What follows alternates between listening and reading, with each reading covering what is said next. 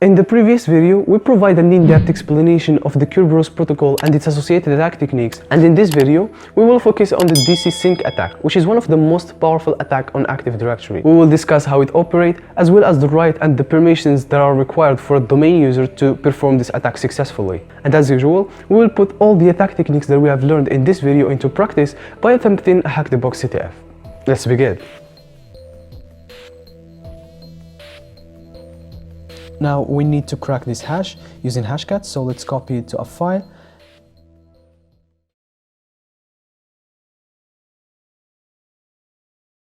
And then run hashcat-m hash.txt, specify the word list that we're going to use. I'm going to use rockyo.txt, hit enter. So hashcat is done. Let's use --show to see the clear password. As you can see, it's the stroke 23. Great. Now, one of the ports that we have seen before is 5986, and this is running winrm, which is Windows Remote Management. And think about it like SSH for Linux. So using winrm, we can remotely connect to the box and get a PowerShell session as the user fsmith, because we have his credentials. And we're gonna do that using evil-winrm tool. I will leave you the link below of this tool so you can install it and follow along with me. So evil-winrm-u fsmith for username, -p the stroke 23 as the password, and the IP address 10.10.10.175. We are in. Great. Now we are in. So let's run winpeas. I will leave the link below if you want to install it and follow along with me. So winpeas basically is a tool used for privilege escalation in Windows operating system. It runs a series of checks on Windows systems to identify potential weaknesses, vulnerabilities that can be exploited to elevate privileges. And we also need to create an SMB share on our Linux system, then connect to it from the Windows shell that we got. So we're gonna create that share using the SMB server.py script from the inpacket script. So we specify the name of the share, the directory of the share, and then the username and the password. Now let's go back to our shell and create a credential object to access that share. So pass convert to secure string, then we specify the password, which is password, and dash as plain text, and dash force. So the command convert to string is used to convert a plain text password into an encrypted format that can be securely stored and transmitted. And the as plain text parameter specify that the input is in plain text format, and dash force indicate that the conversion should be done without prompting the user for confirmation. Now let's create the credential object. So cred equal to new object, system.management.automation.ps credential. We specify the username, which is Hisham in our case, and the password, which is the variable pass that we have created. Now let's add the drive. So new ps drive dash name, and we specify the name of the drive, which is the share in our example, and dash ps provider, which is the file system, because we want to interact and access files in our share. And for example, if you want to interact with the Windows registry, you need to use the registry provider. And then we specify the credential and the root directory of the new drive, which is a network share 10, 10, 14, 16, and the name of the share, which is share. Great.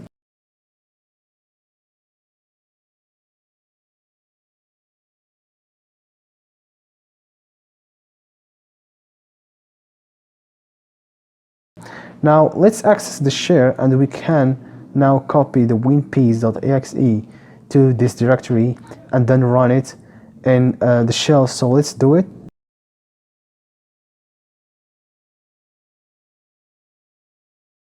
Now let's run winpeas.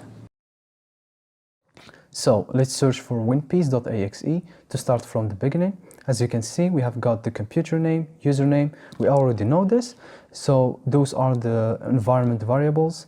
No key or password are stored on them. And we have Labs is not installed.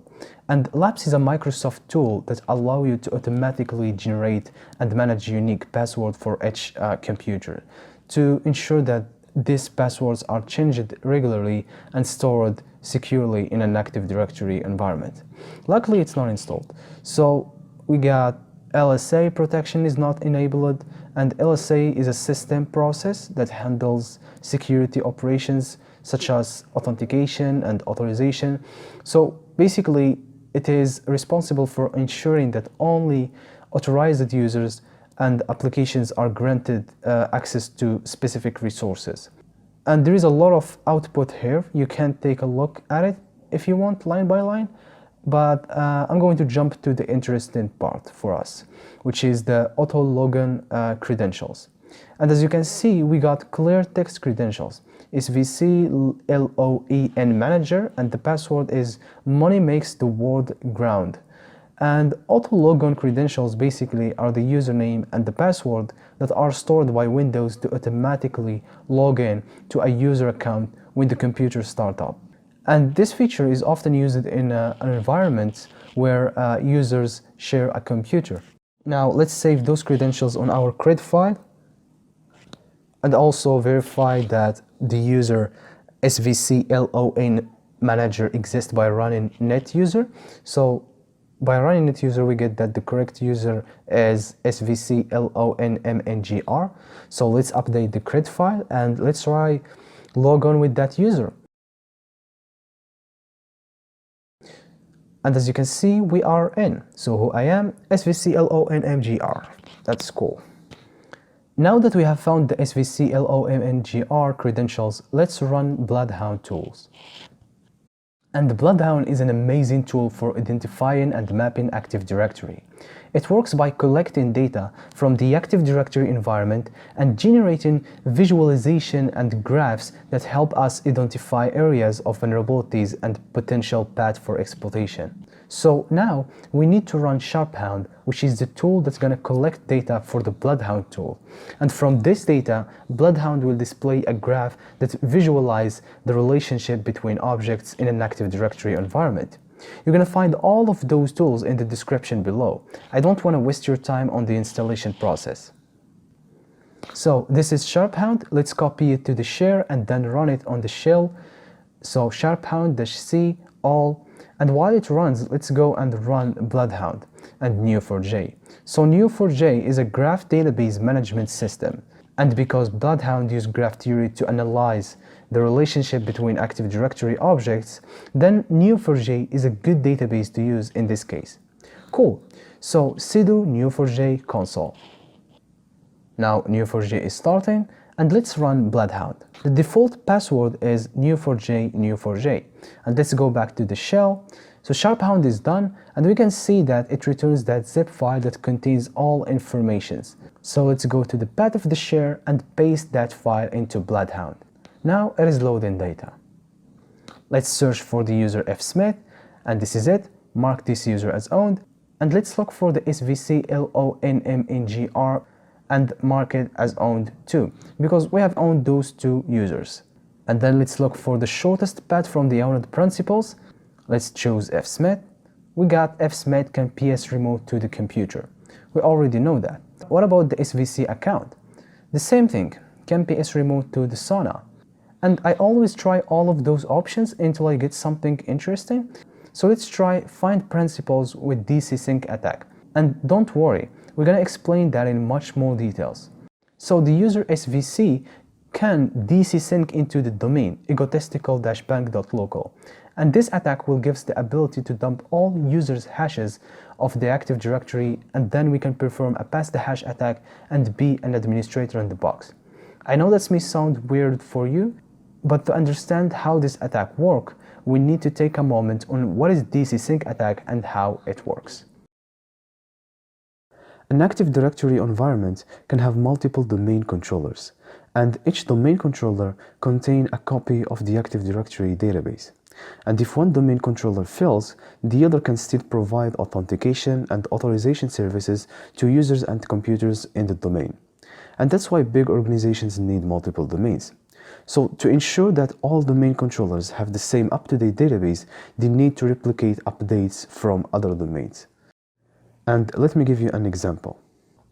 So if an administrator adds a new user account and password to domain DC1, those informations needs to be replicated to domain DC2 and DC3. This ensures that if a user tries to access a service from domain DC1 and it fails, they can still access the same service from domain DC2 because their user accounts and password information is present in both domains. So replication or synchronization of informations between domain controllers is crucial for the availability and reliability of an Active Directory environment. Now, the DCSync attack takes advantage of this replication process. So I am an attacker, I pretend that I am a domain controller and ask other domain controllers to replicate their data to me so I can save them on my database. And of course, not any domain user can perform this attack, as certain permissions are required. So let's dive into what are those permissions. So Microsoft introduced the directory replication service in Active Directory, and any domain user with the following permission can request for replication of objects in the Active Directory, like dumping the ntds.dat file from the domain controller. And the ntds file is a database that stores information about objects in a domain, user accounts, and security groups, and it contains the hashes passwords of all the domain users. So the permission that you need to have as a domain user to perform this attack are 3 permissions. The first one is DC replication get changes, the second one is DC replication get changes all, and the last one is DC replication get changes infiltrated set. Generally, members of administrators, domain admins or enterprise admins, as well as domain controller computer accounts by default have the above rights. So the evil-winrm user has those permissions. That's why he can perform this attack. So let me show you a live demonstration of this attack. So we're going to use a tool called secrets dumps from the in-packet scripts to dump the user's password hashes. So secrets dumps, and then we specify the domain /user that can perform the attack, and then the password at IP address. And as you can see, those are all hashes of the domain users and local users for Soana computer. Now we're gonna use psexact to perform a pass the hash attack to authenticate without the actual password, just by using the hash. So psexact, and we specify the domain /administrator because we want to perform this attack on the administrator user at IP address -- hashes, and paste the administrator hash.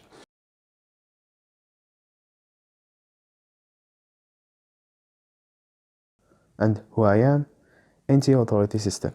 Great. That's the video. Thank you for your time. I hope you enjoy it and you learned something new. If you did, please subscribe and like the video so we can make more valuable, great content. And thank you for your time.